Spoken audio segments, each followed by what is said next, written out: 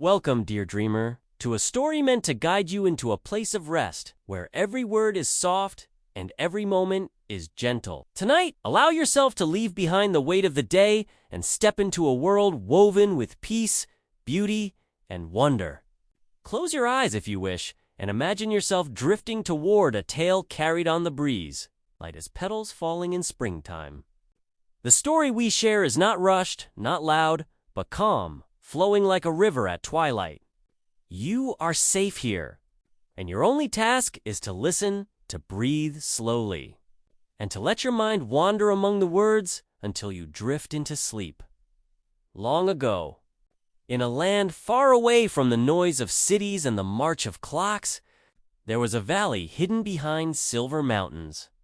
The valley was not marked on any maps, nor spoken of in taverns or towns. It was said to be a place that appeared only to those who needed it most. It's a sanctuary where time paused and the world breathed in harmony. And within that valley, at its heart, bloomed the Garden of Eternal Spring. This garden was no ordinary patch of soil or meadow. It was a living breath of the earth itself, a place where flowers never withered, where streams never ran dry, and where the air itself seemed to glow with a golden light. Each tree stood in full bloom, branches heavy with blossoms of every hue, cherry pink, soft lavender, golden yellow, and ivory white. Their petals drifted down in endless slow spirals, carpeting the ground in fragrant layers that never decayed. The grass was green and cool beneath bare feet, a green so deep it shimmered like emeralds in the sun. The breeze carried with it a gentle warmth, not of summer's heat, but of spring's perfect balance, like the moment between dawn and morning. When the world feels freshly awakened, in this garden lived a girl named Alara. She was not a queen, nor a goddess, but a simple soul with a quiet heart. Her dark hair flowed down her back like a river of silk, and her eyes held the kind of calm that comes from years of listening to the wind, to the song of birds, to the voice of water running over stone. She had lived in the garden for as long as she could remember, though she could not recall how she first arrived. Some nights, when the stars shimmered too brightly, she wondered if she had once belonged to another world, but the garden had become her home, her refuge, and her joy. Alara tended to the garden not as a servant, but as a companion. She spoke to the flowers, and they leaned toward her voice. She touched the trunks of trees, and their blossoms fell softly into her palms. When she dipped her hands into the streams, tiny fish darted playfully between her fingers, and the water itself seemed to sparkle brighter. In return, the garden gave her everything she needed: fruits sweet as honey, herbs fragrant and healing, and a canopy of stars so vast that she never felt alone. Every dawn began with the same ritual. Alara would rise with the first light as the sun crept gently across the horizon, spilling gold into the valley. She would walk barefoot across the meadow, dew cool against her toes, carrying a woven basket at her side. The basket was not for gathering, but for sharing, for as she walked, the flowers leaned toward her and dropped their freshest blossoms into her care. Tulips in shades of sunrise, roses that glowed faintly in the dawn light, and lilies whose petals held droplets of light like tears of the moon. She would gather them, humming softly, and then scatter them again across the streams and fields, so that every part of the garden remained alive with abundance. And yet, for all its beauty, the garden was not empty of mystery. There was a single gate at the farthest edge, a tall archway of stone covered in ivy, with a door that shimmered like glass, yet never opened. Alara often paused there, laying her hand against the cool surface. Beyond the gate, she could hear something, not voices exactly, but the faint echo of another world, one filled with footsteps, laughter, and the cries of children. She wondered if the garden was a dream, and the world beyond the gate was real. Or if perhaps it was the other way around. On one such morning, while the sky blushed pink and the streams ran silver. Alara heard something unusual, a voice. It was faint, carried on the breeze, but it was not the voice of a bird or the whisper of a stream. It was a human voice, trembling and tired. She turned, listening more closely, and realized it was coming from beyond the shimmering gate. "Is anyone there?" the voice asked, low and uncertain. Elara froze, her heart fluttering like a startled sparrow. Never before had the gate answered her thoughts. Never before had another voice reached into her sanctuary. She stepped closer, her bare feet brushing through tall grass, and laid her hand against the surface once again. "Yes," she whispered, her own voice trembling as if unused to speaking aloud. "I am here." The silence that followed seemed to stretch like an eternity. Then, at last, the voice came again, stronger this time. "Please," it said, filled with longing, "I've lost my way. I cannot see the spring. I cannot find the light. Tell me, is this the place they speak of? Is this the garden of eternal spring?" Elara's breath caught. She had never heard the garden's name spoken aloud, though she had always felt it in her heart. Who was this person? How did they know? "Yes," she said softly, her palm pressed to the gate, the blossoms around her trembling as though listening to, "This is the garden, but you cannot enter through this gate. It does not open." A sound of quiet sorrow drifted through, like a sigh carried across distance. "Then I am lost," the voice whispered. Alara closed her eyes, feeling the garden's heartbeat all around her, the warmth of sunlight, the hum of bees, the endless song of blossoms unfurling. She did not know why the gate remained closed or why the voice had found her. But she knew one thing. The garden had never called to anyone else before. And perhaps, just perhaps, it was time for its story to change. As the day unfolded, Alara could not let go of the voice. It lingered in her thoughts, carried in the rustle of leaves and the laughter of streams. She wandered through her tasks, feeding the doves, stroking the petals of roses, gathering fruit beneath the cherry trees, but everything seemed different now, as though the garden itself was waiting. That night, as the moon rose pale and silver, Alara returned to the gate. She sat upon the grass, folding her legs beneath her, and pressed her cheek against the cool, glass-like surface. "Are you still there?" she whispered. For a long time, there was nothing but the chirping of crickets and the sigh of wind. Then, faintly, the voice returned. "Yes," it said, softer now, weary. "I am still here. I am searching for the spring. They say it can heal all wounds. And I have carried mine for far too long."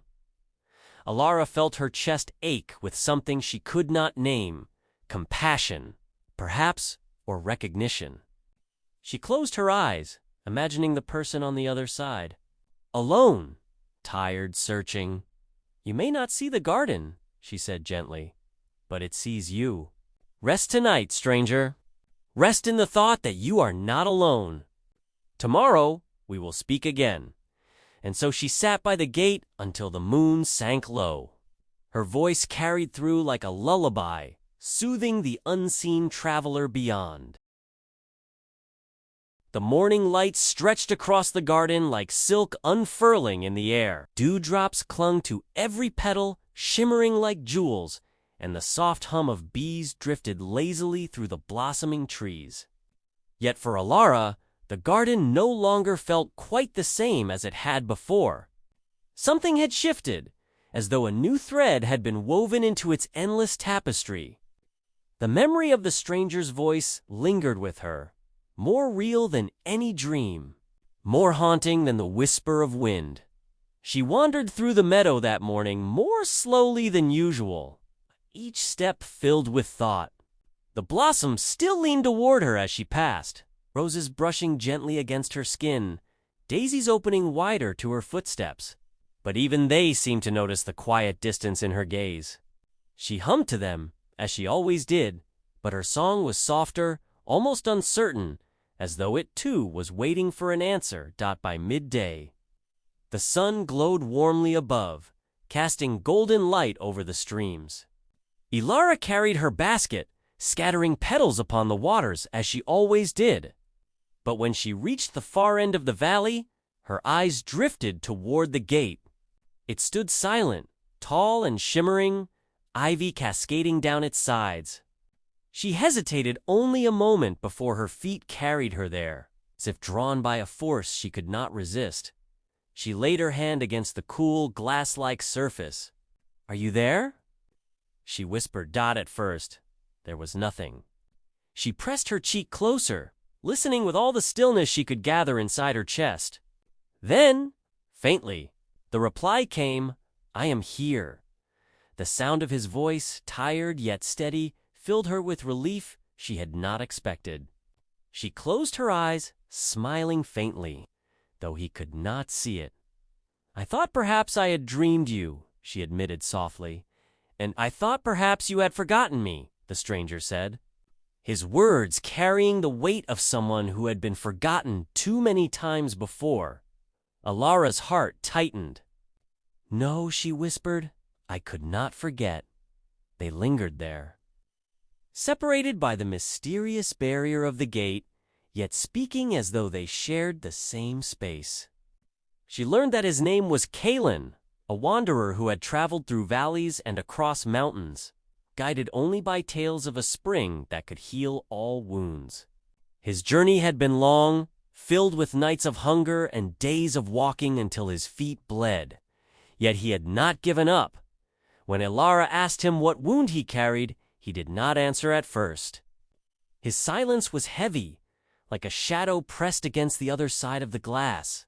Then finally, in a low voice, he said, "Not all wounds are seen. Some are carved into the heart, and no bandage can bind them."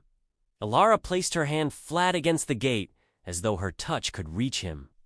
"Then perhaps this garden is meant for you," she said gently.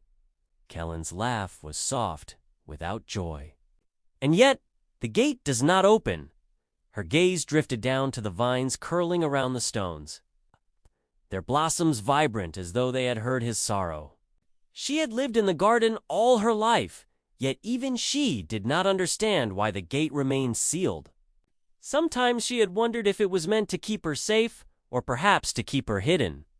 Now, standing here with his voice echoing in her chest, she wondered if the gate was not a barrier at all, but a question waiting to be answered. That evening, as the sun melted into the horizon and painted the sky in strokes of crimson and gold, Elara returned to the gate once more. She carried with her a small bundle of blossoms, each chosen with care. She pressed them against the glass until they shimmered and dissolved, passing through as faint sparks of light that drifted toward Kalon on the other side. "What is this?" he asked, wonder softening his voice. "Gifts?" she said simply. "The garden wishes to share with you." Through the barrier, she could hear his sharp intake of breath. The surprise in it. "I can smell them," he whispered. "Their fragrance is like the memory of spring. It's been so long since I felt something so alive." Elara smiled, leaning her head against the surface. "Then you are not so far from the garden as you think." Night deepened, stars spilling across the heavens like scattered pearls. Elara sat by the gate, listening to Kellen's voice as he spoke of the places he had seen. Forests heavy with fog, deserts endless and cruel, villages where laughter still clung to the air, though sorrow walked quietly between the homes. She listened, and in return, she told him of the garden of the blossoms that never faded, the streams that ran with silver light, the birds whose songs never ended. "You speak of it as though it were alive," he said once. Elara lifted her gaze to the endless canopy of stars. "Because it is. It listens, it answers. The garden is not just a place, it is a heart that beats in time with those who love it. Kalen was silent for a long while. Then he asked, "And does it love you?" The question lingered in the night air, heavier than the silence that followed. Ilara thought of her days in the garden, endless and unchanging, filled with beauty, yet also solitude. Did the garden love her? Yes, she thought it did. But love, she realized, was not always enough to fill the quiet spaces in a soul. "I think it does," she answered softly. "But sometimes, love is not the same as companionship." She did not need to see his face to feel the weight of his understanding. The days that followed became a rhythm unlike any Ilara had ever known. She would tend to the garden as always, but her steps inevitably carried her to the gate where Kalen would be waiting. Sometimes he spoke of his journey, sometimes he simply listened to her voice, and sometimes they sat in silence, finding comfort in the presence of one another, even through the barrier that separated them. The garden seemed to notice this change as well. Blossoms grew fuller, birds sang more sweetly, streams glimmered more brightly. It was as though the garden itself approved of this newfound bond, weaving its beauty around their voices like threads in a tapestry. But one evening, as twilight deepened into night, Kellen's voice carried a note of weariness that unsettled her. "Ilara," he whispered, "I fear my time is running thin." Her hand pressed urgently against the gate. "What do you mean?" "My body is tired," he confessed. "The road has taken its toll. I thought if I could only reach this place, I might endure. But if I cannot enter, if the spring cannot touch me—" Her throat tightened. The thought of his voice fading, of the silence returning forever, filled her with a grief she had never known. "No," she said firmly, though her voice trembled. "Do not give up. There must be a way. The garden brought you here. It would not call to you only to let you fade away." The silence stretched between them, heavy and fragile. Then Kalen spoke again, softer now.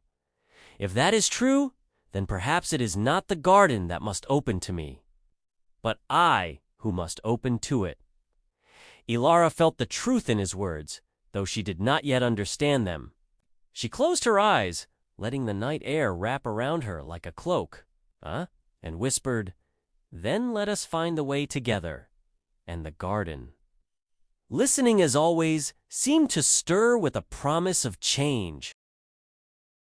The next dawn rose with unusual brilliance, as though the sun itself wished to illuminate every corner of the garden. The blossoms stirred more eagerly than ever, their colors radiant, their petals trembling with an energy Ilara could not explain. She felt it too, a tension in the air, a quiet anticipation that seemed to whisper that the garden was preparing something when she made her way to the gate, her heart already racing. Kellen's voice met her before she even touched the surface. "Ilara," he said, breathless. "Last night, I dreamed." She leaned closer, her hand pressed against the shimmering glass. "What did you see?" "A path," he whispered, wonder trembling in his tone. "A path of light winding through shadows. I followed it, and though I was weak, it carried me forward. At the end, I saw a great tree, its branches heavy with blossoms that glowed like stars. And beneath it was a spring clear as crystal. I bent to drink, and when I did, the pain left me. I woke still weary, but with hope in my heart." Ilara closed her eyes, her breath quickening. She had never heard of dreams that came from beyond the gate, but the garden often spoke in symbols, weaving truth through visions and whispers. She believed what he had seen was no ordinary dream. "It was the garden," she said softly. "It showed you what awaits. Perhaps the path is real." Kellen's voice was quiet, almost reverent. "Then how do I find it?" Ilara hesitated, her eyes fixed on the gate. Maybe the garden does not open to those who knock. Maybe it opens to those who listen. And so, for the first time, they chose not to fill the silence with words. Alara closed her eyes and placed both hands against the gate, breathing slowly, listening to the steady hum of life around her. The blossoms rustled in a breeze that seemed to come from nowhere. The grass whispered beneath her feet. And even the streams sang more softly as though lowering their voices for the moment. She listened. She felt Kaylin listening too. At first, all was stillness. Then, deep within the silence, came a sound faint, like the sigh of a sleeping earth. It rose slowly. A resonance felt more in the chest than in the ears, and with it came a vision that bloomed in Alara's mind. She saw herself walking barefoot across a meadow of endless blossoms, Kaylin walking beside her. She saw the great tree, its roots sunk deep into the soil, and the spring that shimmered like moonlight at its base. When the vision faded, she gasped softly, her eyes flying open. "Did you see it too?" Kaylin asked, his voice shaking. "Yes," she whispered. "We saw the same path for the first time since their meeting." Alara felt the barrier of the gate falter, not shattering, not opening, but quivering like the surface of water touched by a stone. From that day forward, their bond deepened into something neither had expected. They began to share not only words, but visions. At times, Kaylin would speak of a forest, and Alara would see it in her dreams that night. At times, Alara would hum to the blossoms, and Kaylin would hear her song carried on the wind where he rested beyond the gate. The garden was weaving them together, thread by thread, as though preparing them for something greater. But the garden was not without its mysteries, nor its tests. One evening, as dusk sank into indigo and fireflies glimmered like sparks across the meadow, Alara returned to the gate. She expected Kellen's voice to greet her, but instead there was silence. She pressed her hands against the glass, her heart pounding. "Kaylin?" She whispered, for a long time, nothing. Then at last, faint and strained, his voice reached her. "Alara, I can barely speak. The shadows press too closely tonight." Fear clenched her chest. "What shadows?" "They move around me," he murmured. "They whisper of despair, of giving in, of closing my eyes and letting the journey end. They say I will never reach the spring."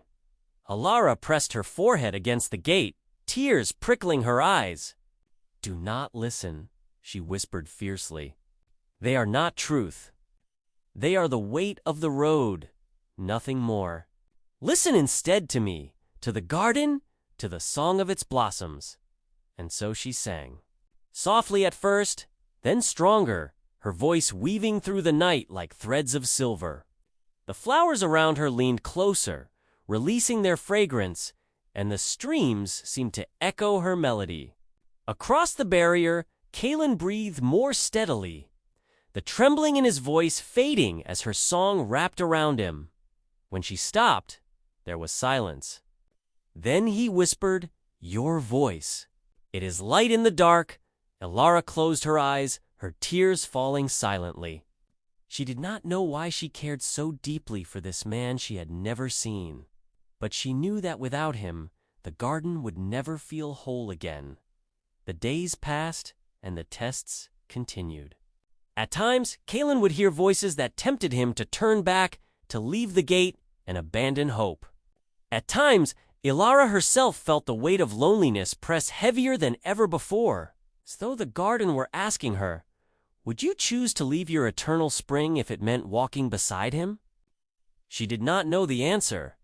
The garden was all she had ever known, and yet, what was beauty without someone to share it? One night, as the moon rose high and pale, Alara dreamt again. She stood before the great tree, its blossoms glowing, and beneath it the spring shimmered like glass. But this time, Kaylin was there too. He knelt by the water's edge, cupping his hands to drink. When he did, the wounds on his body vanished, and the weariness left his face. He looked up at her, his eyes bright, and whispered, "The spring is not only for the weary, it is for those who love." Alara woke with her heart racing, the words echoing in her mind. She pressed her palms against the earth, as though the soil itself could steady her. The next day, when she went to the gate, Kellen's voice was stronger again. She told him of her dream, and he was silent for a long time before answering. "Alara," he said at last, "I believe the spring will not open to me alone. It calls to both of us. Perhaps the garden was never meant to heal one soul, but two." Her breath caught, a shiver running through her. She had always believed the garden was eternal, unchanging, a place of solitude. But now, hearing his words, she wondered if the garden itself had been waiting for her to find him, waiting for them to find each other. And as she looked at the gate that separated them, shimmering faintly in the morning light, she thought she saw it flicker, just for a moment. Like a veil caught in the wind, the path was beginning to open. The morning dawned soft and golden, yet a strange stillness clung to the air. Alara felt it as soon as she opened her eyes. The blossoms did not lean as they usually did. The streams sang quieter, and even the birds seemed to hold their songs in their throats. The garden was watching, waiting. She walked toward the gate with her heart trembling. Kellen's voice came to her more swiftly than usual, his tone sharper with urgency. "Alara," he said, "the path has come again in my dreams, but now it ends in shadow. There is a chasm before the spring, and I cannot cross." Alara pressed her palm to the glass. "Then perhaps it is I who must cross to you."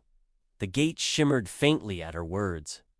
A single crack appeared like a line of silver across its surface, vanishing quickly but leaving her breathless. "Did you see that?" she whispered. "Yes," Kalen answered, awe in his tone. "It answered you." That day, Alara spent hours tending the blossoms with care, but her mind never left the gate. She spoke to the roses and lilies, asking them questions she had never dared before. Why was the gate sealed? Why had Kalen been called here? Why did the garden show them both the spring?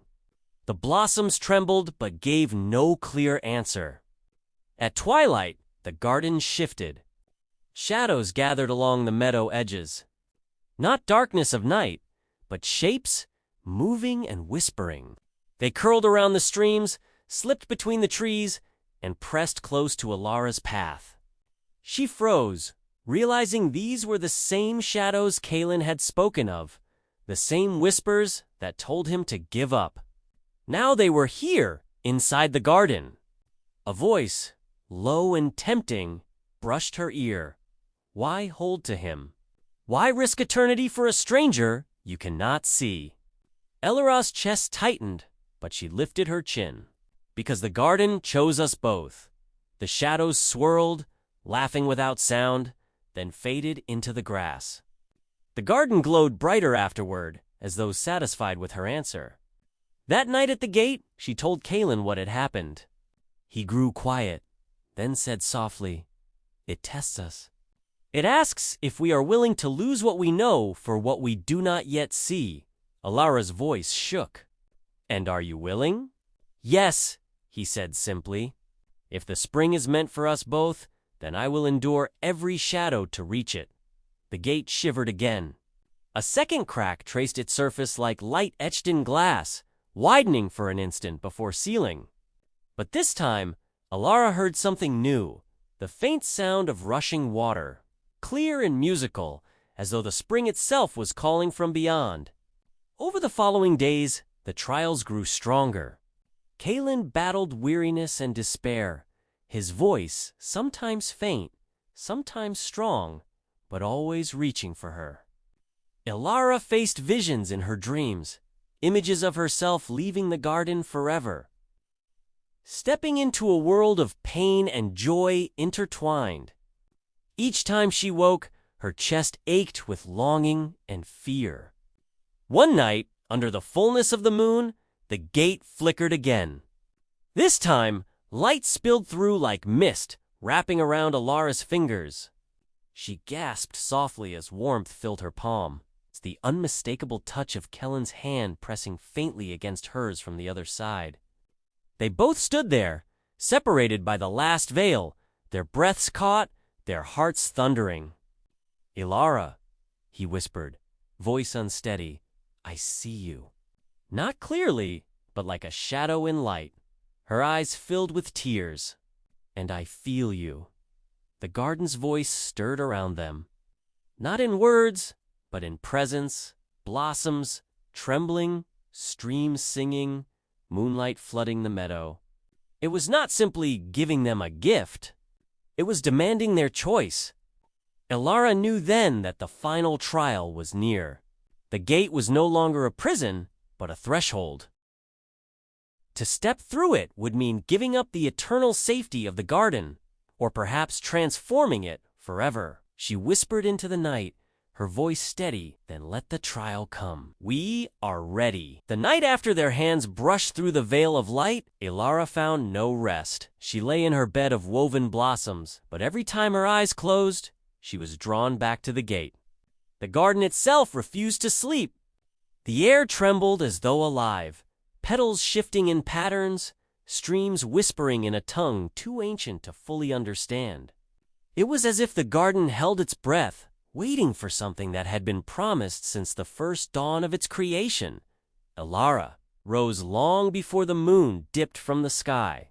She moved barefoot across the meadow, the cool dew soft beneath her steps, the scent of lilies following her like a cloak. The gate shimmered faintly in the distance, alive with thin lines of silver light. Her heart trembled in rhythm with its glow. She pressed her palm against its surface. And warmth greeted her, not the cold of glass or stone. Behind the veil, Kalen stirred. His voice reached her, faint at first, then growing clearer, filled with both longing and dread. "Ilara," he whispered, "the path is changing. In my dreams, it no longer stretches endlessly. The spring is nearer now. I can see its waters glimmering across a chasm, bright as crystal. But the step to cross is steep, so steep. As if the very world demands something of me before I move forward." Ilara rested her forehead against the gate. "And perhaps it demands something of us both.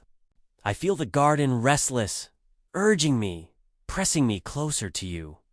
Kalen, I think the time has come." The gate pulsed once, as though agreeing with her words. A hairline crack of light shimmered briefly across its face before vanishing again. Kalen drew a sharp breath. "Did you see it?" "Yes," she whispered, her voice trembling. "The garden is listening." All that day, Ilara tended the blossoms, yet her mind was not with them.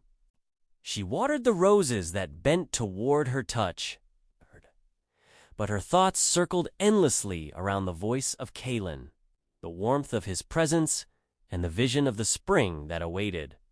She asked the garden questions it did not answer. Why was the gate sealed?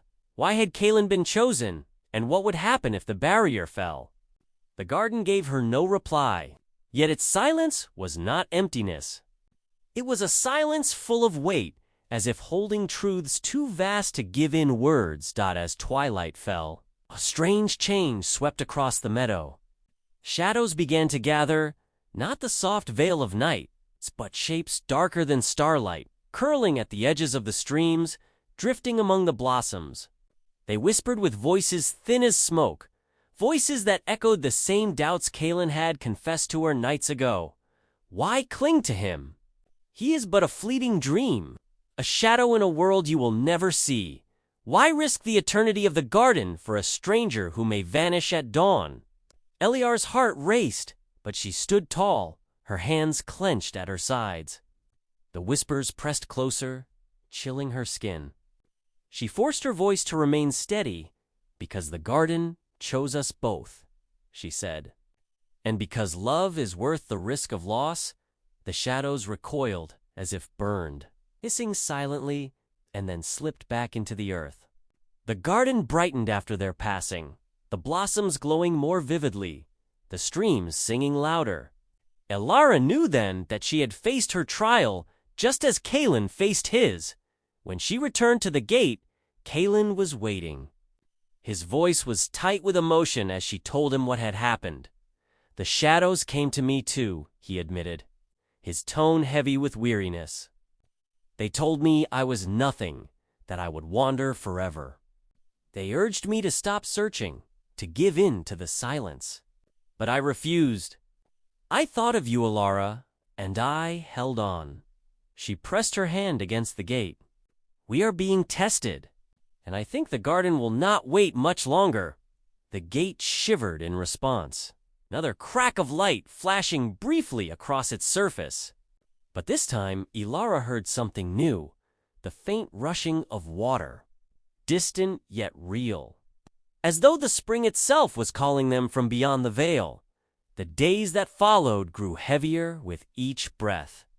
The garden pulsed with restless energy, and every night the gate glowed brighter. Elara and Kalen leaned into each other through every word, clinging to their voices, anchoring themselves against fear. At last, under the fullness of the moon, the gate changed. The cracks of light widened into veins, stretching across its face like lightning etched into glass. Mist seeped through, cool and luminous. When Elara reached forward, her hand sank into the glow, and for the first time, she felt Kellen's fingers grasp hers fully, solid and warm. Her breath broke into a sob. "Kalen, you're real. You're truly here." He laughed softly, though it trembled with awe. "And you, I see you clearer now than ever before, not as shadow, but as light." In that moment, the garden surged. Blossoms burst into showers of petals that swirled in spirals toward the gate. The streams roared, their waters lifting in shining arcs. The moon itself seemed to descend, its glow flooding the meadow, and then the voice came. It was not soft this time, but thunderous, ancient, echoing through every leaf and stone. 2 hearts, 2 choices, 1 spring, 1 path. To open the gate, each must give what they fear most to lose. The words wrapped around Elara like chains. She turned to the shimmering silhouette of Kalen. "What do you fear to lose?" she asked, her voice a whisper. He closed his eyes, his hand still gripping hers. "The memory of my world. The faces of those I loved before. If I let them go, Elara, I may never see them again, even in dreams." Her chest tightened. "And I fear to lose the garden. It has been my eternity, my shelter.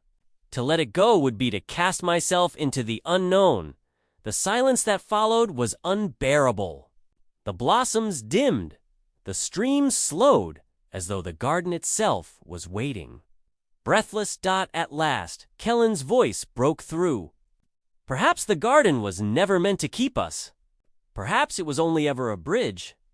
If I must lose my past to find you, then I choose it willingly." Elara trembled, tears falling freely. She had tended the garden for what felt like endless centuries, believing it eternal, unchanging. Yet now she saw the truth. The garden was not a prison, but a passage. She lifted her chin, her voice clear though it shook. "Then I will give up the eternity I know, for the eternity I do not.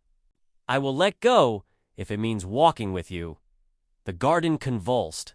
The blossoms burst in floods of light, the streams surged upward like pillars, and the moon's glow grew blinding.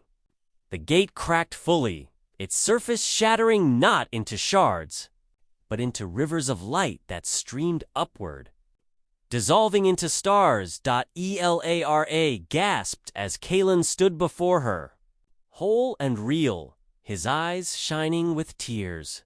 For the first time, she touched him without barrier, and his arms wrapped around her. The warmth of his embrace was undeniable, as solid as earth, as radiant as sun. "Elara," he whispered, against her hair. Oh, you are real.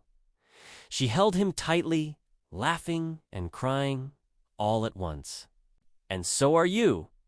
But the garden was not yet finished. Its voice rose again, echoing all around them, not in anger but in solemnity.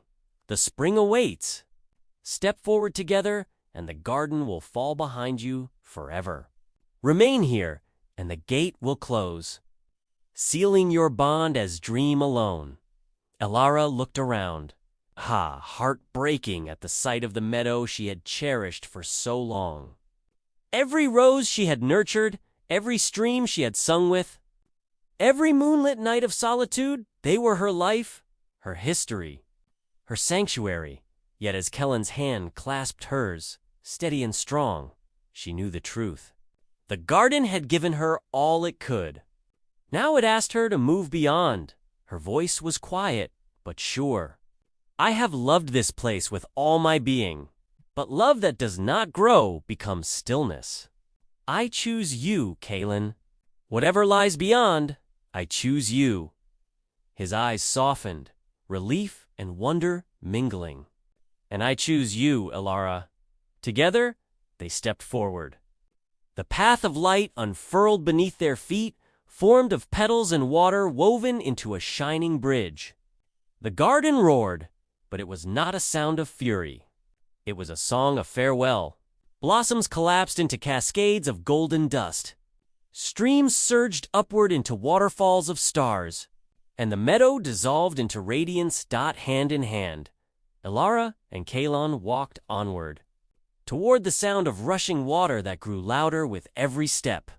It was no longer a distant dream, but a living call, strong and clear, the eternal spring itself, waiting just beyond the last veil of light. Elara and Kalon walked side by side across the bridge of light, their hands clasped tightly as though neither would ever let go again. The petals beneath their feet glowed with a soft golden shimmer, each step rippling outward as though the bridge itself was alive. Water streamed along its edges, rising and falling in luminous arcs, droplets breaking into tiny stars that floated upward into the night. Behind them, the garden dissolved slowly, its blossoms unraveling into pure radiance, its streams surging skyward into silver ribbons. It was not destruction, but transformation. The meadow that had once been Elara's eternity was folding back into the starlit heavens. Returning to the source from which it had come, Kalon glanced over his shoulder, then back at Elara. "Does it hurt?" he asked softly. She inhaled shakily, watching as her roses, her streams, her moonlit nights vanished into brilliance. "It feels like losing myself, and yet also like becoming something greater." Her voice wavered, but her grip on his hand remained steady. "I thought I would break if I ever left this place. But instead, I feel." Lighter, Kalon smiled faintly, though tears traced his cheeks. "Then we are both lighter. For to feel the weight of my past fading, as though the sorrow and wandering were never meant to chain me, but to guide me here." The rushing sound grew stronger with every step, until it filled the air like thunder muffled by silk. Ahead, the bridge of petals widened into a vast plain of light, and at its heart, the spring revealed itself. It was unlike anything Elara had ever imagined. The waters did not pool in stone or earth, but floated in the air like a suspended sea. A sphere of liquid light hovered before them, endlessly flowing within itself. Streams cascaded from it and then curved upward, returning again, forming an endless loop of motion, a fountain without beginning or end. The water glowed with shifting colors, now silver, now gold, now deep blue, each hue blending seamlessly into the next dot. At its edges, flowers bloomed in midair, petals drifting without stems, luminous and weightless. The sound of the spring was not only water, but voices, countless and eternal, whispering in harmony. their tones carrying both sorrow and joy. Loss and renewal. Elara gasped softly, her heart trembling with awe. This is the eternal spring. Kalen nodded, his eyes wide. And it has been calling to us both through every dream, every whisper, every shadow. This is why the garden tested us. Not to keep us apart, but to see if we could endure the cost of reaching it. They stepped closer. The air around the spring vibrated gently, like the hush before dawn. The closer they came, the stronger they felt the pull, not just upon their bodies, but upon their hearts, their very souls. Elara hesitated. Kalen, what will happen when we step inside? He turned to her, his gaze steady, his hand warm in hers. Perhaps we will vanish into the waters. Perhaps we will awaken in a world neither of us has known. Or perhaps, his voice softened, perhaps we will simply become part of what always was. She searched his eyes, and in them found no fear, only trust. Her chest filled with peace she had never known before. Then let us step together, she whispered. They moved forward, their feet touching the luminous edge of the spring. At once, light surged upward around them, wrapping them in warmth. The waters did not drown, but embraced, filling their lungs like breath, filling their hearts like memory. They gasped as images flowed through them, not visions of one life or another, but of all lives, woven into one eternal tapestry. Elara saw herself as a child beneath stars, laughing with faces she had never known but somehow remembered. She saw Kalen walking across endless fields, guided by unseen lights. She saw the garden being born from starlight, its blossoms seated by the spring itself, waiting patiently for the two of them. She saw centuries unfold and fold again, all paths converging toward this single moment. Kalen cried out softly, overwhelmed, his hand clinging to hers. Elara, I see you. Not only here, but always. Every path I walked, you were there in some way. Every sorrow, every silence was leading me to you. Tears blurred her vision, though the light washed them away. And I see you. Even when I tended the garden alone, it was not solitude. It was waiting. Waiting for you. The waters pulsed around them, carrying their voices into harmony with the countless others. For a moment, they were no longer two, but part of the spring itself, their hearts woven into its endless song. Their love etched into the rhythm of eternity. Yet when the light began to calm, they found themselves still together. Still themselves, standing at the edge of a new meadow. But this was no garden of eternal stillness. This was a living world. The air was fresh and carried the scent of earth after rain. Fields stretched endlessly, alive with wildflowers that bent in the breeze. A river wound through the plain, its waters clear and bright beneath the sun. Birds circled overhead, their cries sharp and sweet. In the distance, mountains rose, their peaks kissed with snow, their bases lush with green. Elara staggered, her chest heaving. This is real. Kalen squeezed her hand, his eyes wide with wonder. The spring has given us not a cage, not a dream, but a world.